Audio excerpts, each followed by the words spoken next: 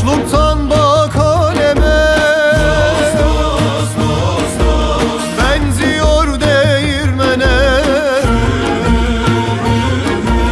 Buğday misali adet, dökülür tane tane. Ne sana ne de bana, yan yana hep can cana. Ne sana ne de bana, yan yana hep can cana. Tohum olup serpilelim toprağa, rüzgar götürsün bizi Kerbela'ya.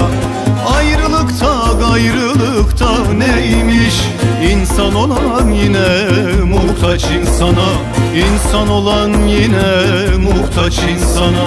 Tohum olup serpilelim toprağa, rüzgar götürsün bizi Kerbela'ya. Ayrılıkta gayrılıkta neymiş, İnsan olan yine muhtaç insana. İnsan olan yine muhtaç insana.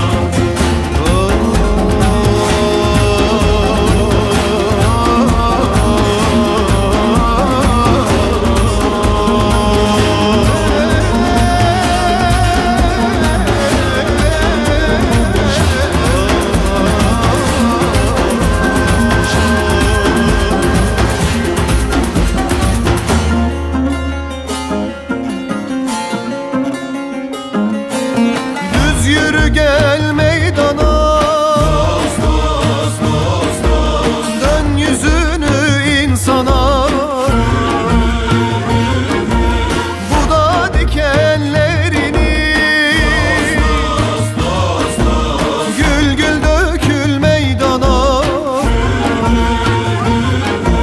Ne sana ne de bana, yan yana hep can cana. Ne sana ne de bana, yan yana hep can cana. Tohum olup serpilelim toprağa, rüzgar götürsün bizi Kerbela'ya. Ayrılıkta gayrılıkta neymiş, İnsan olan yine muhtaç insana. İnsan olan yine muhtaç insana. Tohum olup